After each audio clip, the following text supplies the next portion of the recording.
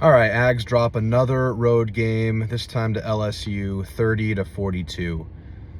I don't think that we should be hanging our heads too much this time, though. I think the Ags came out and played a pretty damn inspired performance. Oftentimes, we've seen A&M not respond great to getting punched in the mouth. And the way this game started, where you get your 3 and out, you have a 4th down conversion in your hands, and unfortunately Max Wright drops it. LSU then scores a major swing in the game, but A&M didn't skip a beat after that.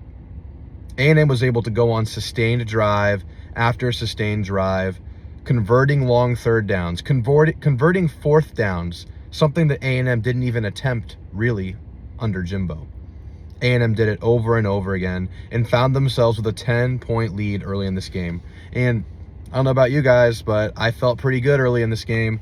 Felt like A&M was able to move the ball consistently, ball control, keep the ball out of the super special Jaden Daniels' hands, because he's that freaking good. And whenever he did get opportunity late in this game, he showed exactly why he truly is the Heisman candidate this year.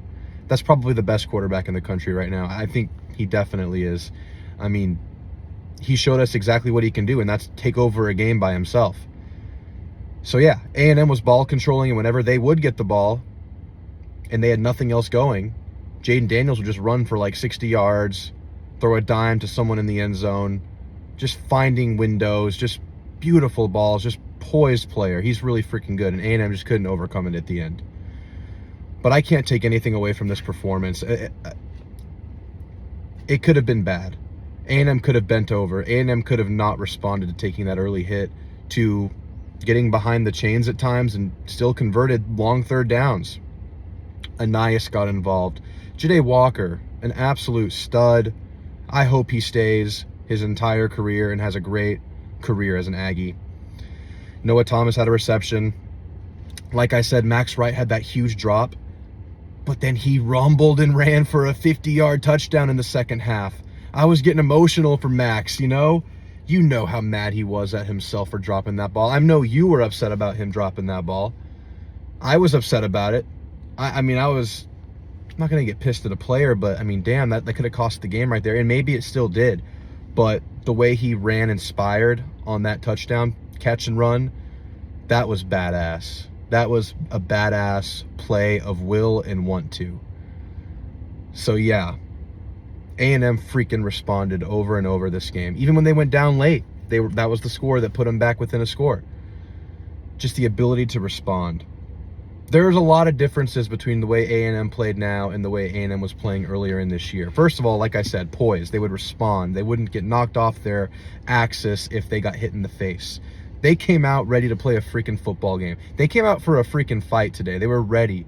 They were ready to take punches and then deliver them, which was awesome to see. And like I said, they went for it time and time again on 4th down whenever you were in plus territory and it was manageable. Analytics say do it, and they did it. Jimbo wasn't doing that. We saw a better effort to get playmakers involved. We saw more end arounds. We saw more. This is also a byproduct of having a running quarterback, but we saw more zone reads. We saw more option plays. I love to see all that stuff because you just get more ball carriers involved. You get to manipulate the defense's eyes more. I like stuff like that, especially when you have a Jalen Henderson. But you get Anias involved that way. And now you have 4 running backs that you're playing, apparently, because Bailey's playing in-game action now, which is awesome to see. And Le'Veon Moss played this game. I did not have a lick of hope that he would be playing this week. And now let me tell you about this cat. He's limping pretty much every time he's getting off the field. He is playing in a ton of pain, but he came up huge time and time again this game. Really good in the receiving game. He had, I think, 3 receptions, a couple of which were for 1st downs, a couple of big 1st down runs. He had the touchdown run.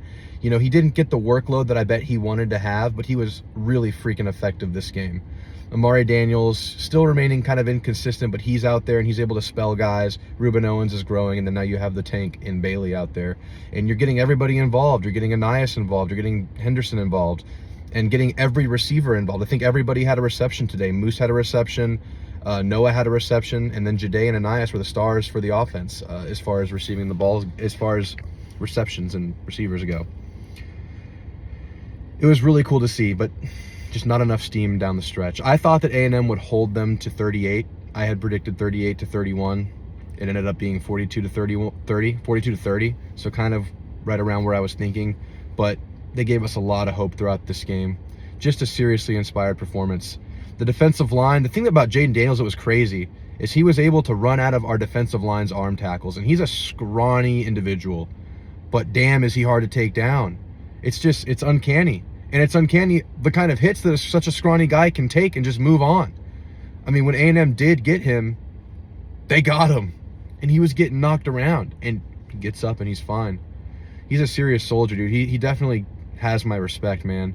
And he's also a cool guy. He's not like a showboat. He's not a guy that's just going to piss fans off.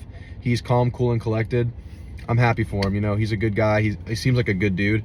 I mean, good for him. But just down the stretch, man, he was pretty much unstoppable. Whenever A&M was able to keep them off the field, even if they only had a couple of possessions in the first half, he was making things happen. So, yeah, Jaden Daniels was just a load, and the D-line struggled. And even when you were spying him, he's able to outrun the spies. If he gets even a step of an angle, he's outrunning Edge Cooper. He's outrunning York. He's just faster. He has all the giddy up you could ever want from a quarterback. And then also, I mean, obviously has great receivers and he can target them. He throws really good balls. He's just a really good freaking quarterback. I said that this would be a great test for the secondary. Now that Harmon was in there over DeBerry, you had Matthews and Kerr growing, getting better and better, and Bryce Anderson was finally healthy. And I thought they held their water for a while, but I don't think even the best secondary in the country is totally stopping this offense. And we saw the best secondary in probably Alabama. They're up there. Even Alabama couldn't stop them until Jaden Daniels left the game with injury in that game.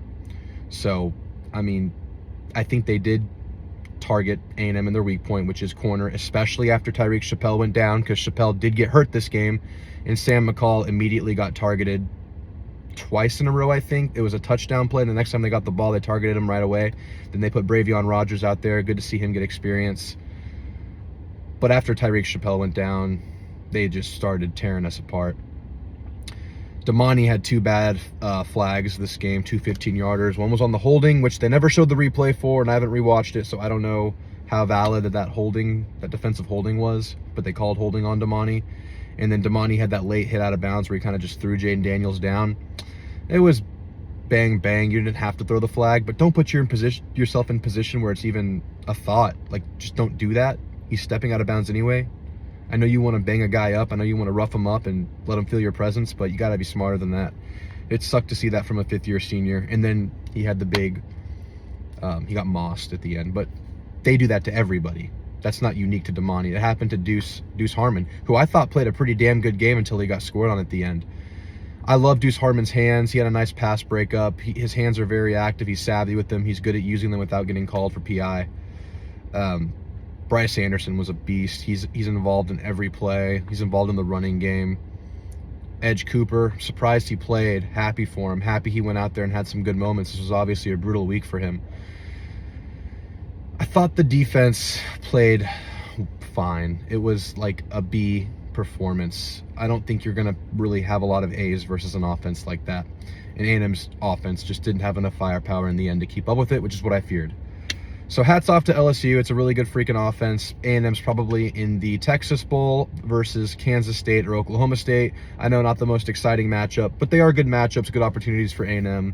Have a good chance to beat either of those teams in front of a lot of Aggies. I will try to be at that game. Now, the elephant in the room before I get out of here, the coaching search. We had an update from Billy Lucci in the late hours last night. Mark Stoops has entered the chat. He is apparently one of the finalists in this job. Jedfish has not been eliminated. And Ryan Day Smoke still surrounds us all. So not a crazy update. Mark Stoops entering the chat was very surprising, but I wasn't surprised to see his name pop up. I mean, we didn't expect it, but I'm not floored by the fact that he's there. He's had a pretty good run at Kentucky. I know people aren't very excited about it from what I can tell in the preliminary reactions. He's done a lot with a little at Kentucky. Kentucky's a program that does not prioritize football, and he's won there pretty consistently. And I know it's a boring hire. It's an older guy, an established guy. But if he can bring that to A&M with A&M's resources, who knows what he can do. I wouldn't write anybody off, guys, until we get like a year into this thing at least, because we're not going to know, even if it's a great name, if it's going to work out here. Speaking of great names, Ryan Day. So like I said, a little bit of smoke from that in Billy's article, but nothing really substantial still. All of a sudden this morning on 3, Bruce Feldman, a lot of people just reporting that Ryan Day is a prime candidate for Texas A&M in the job.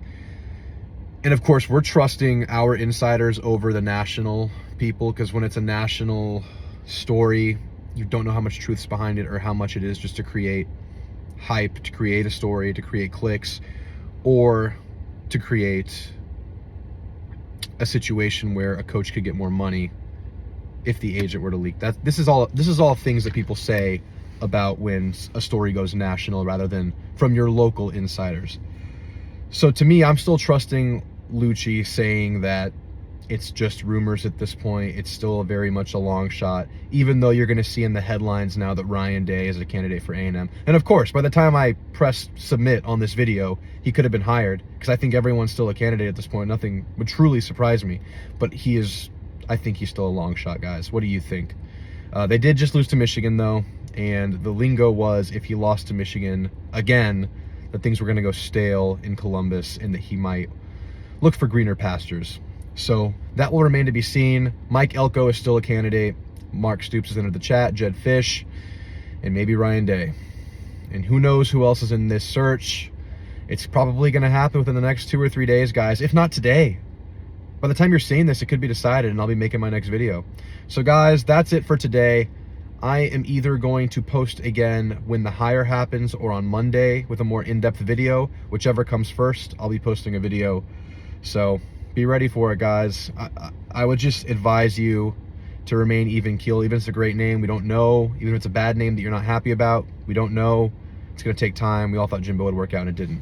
So, guys, that's it. 30-42, LSU beating the Aggies.